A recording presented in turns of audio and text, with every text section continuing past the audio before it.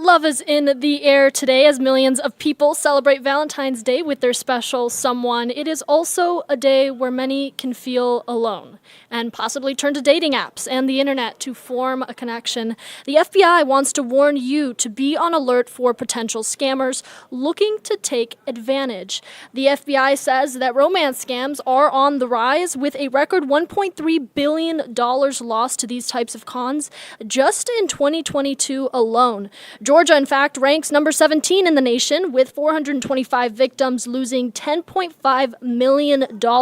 And that's just from people who report this crime. The FBI estimates the actual number could be 2 or 3 times greater.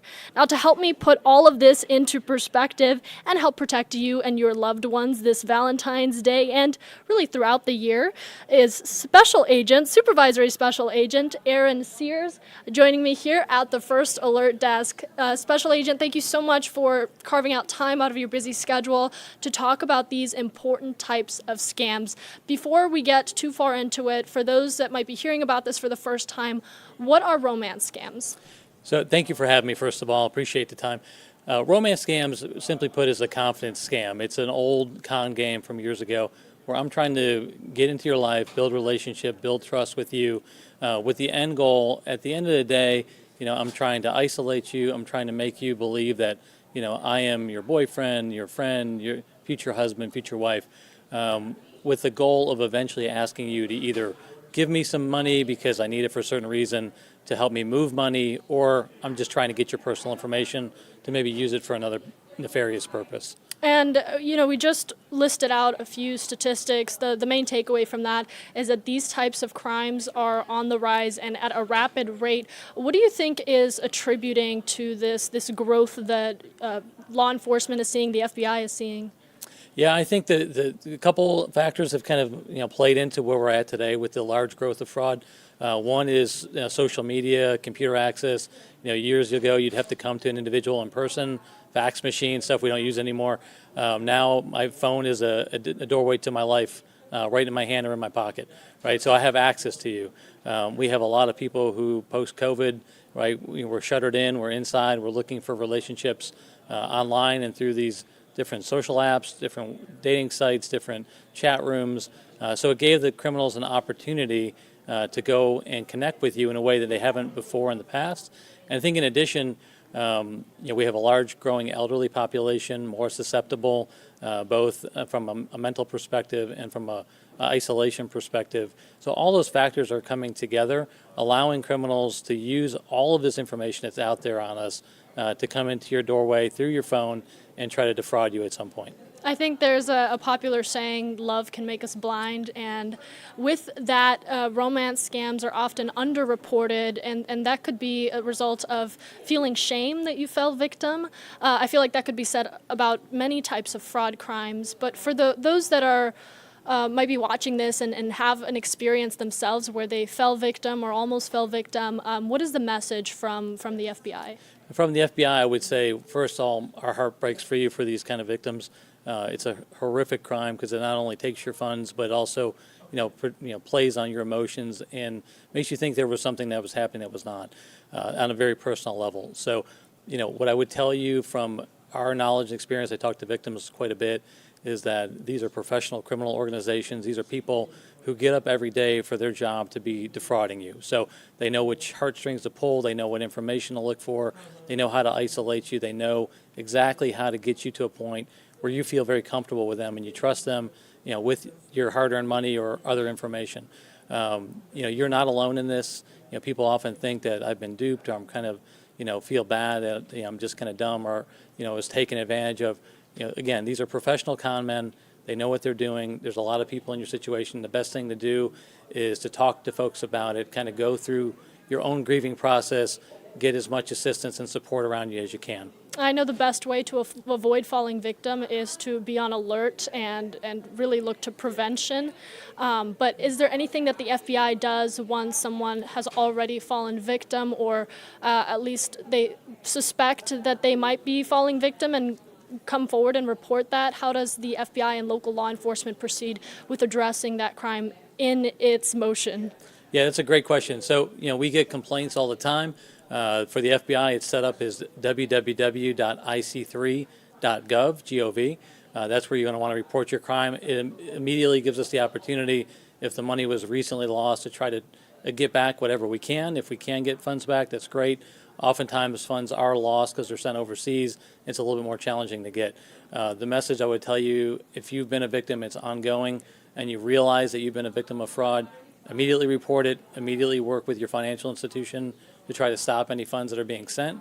And then, talk to folks about it. Again, it may seem shameful, it may feel bad about what happened to you, but you're going to need the help from your friends, your families, your loved ones, because you're not only just dealing with the loss of your money that you have to deal with, but potentially loss of a relationship that you were expecting as you're going forward. So if you feel you've been in a fraud, stop the communications, do not send any more money, and report it immediately to the FBI. We talk about these romance scams, and you touched upon something important, that they can be go on for months, and these criminals and these con artists really take their time to build that trust, as you said. For someone who might think that they are in a legitimate online relationship, we talk about technology, deep fakes, AI, all of these tools that are now enabling con artists to be a little sneakier with the con that they are executing. How should people, I guess, be on alert without also putting themselves in a position that they're missing out on these online relationships that more and more people are falling into? Yeah, I would just say just healthy skepticism is a good approach to online relationships. See, at the end of the day, I'm not discouraging people from looking for love or relationships or friendships. Like, you may want to go out and just have a general chat room where you talk about common interests. That's great. The difference comes in when you're being isolated, you're being asked to move to a private encrypted platform to talk. Why can't we just keep talking on the regular platform?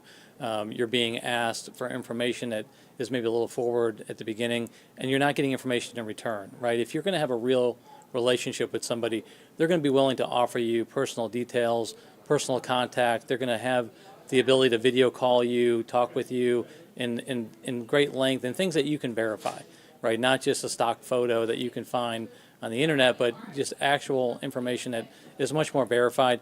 And again, even in those situations where you felt you've built a very trusting relationship up, I would highly encourage you, do not send money to someone you haven't met in person.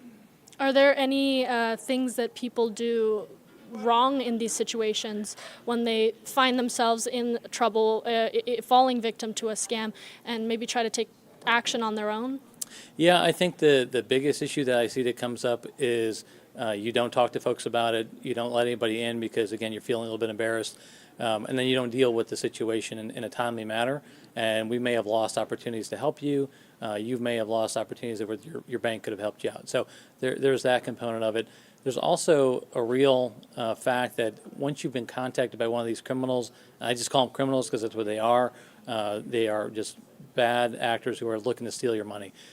These people, once they've identified you as a victim, will try to re-victimize you. So oftentimes, say you sent cryptocurrency, I may find a later call comes from someone saying, hey, I can help you recover your funding. I'm a specialty recovery company. Or I am with the Social Security Administration or the FBI or the DEA. I'm a government official, and you're in a different kind of trouble now because you help participate in money laundering. Again, these are just ways that you'll try to be re-victimized. So even after you've been a victim, you need to stay vigilant and on the alert for unusual emails, unusual contacts, unusual text messages, and just, again, government agencies are not going to contact you and ask you to send them a gift card or money over the phone. They're going to give you all the information to make you comfortable you're actually talking to the government. Special Agent Aaron Sears with the FBI Atlanta office. Thank you so much for your time, your expertise. I know you and I were talking before this, and you said something along the lines of having knowledge and understanding of these scams and how scammers work really enables you to be prepared and to protect yourself and your loved ones. So very important information here. You can find more of these tips and resources, including online links of how to report a romance scam, on our website, AtlantaNewsFirst.com. Special Agent Sears, thank you so much for joining us. Thank you for your time. I appreciate it.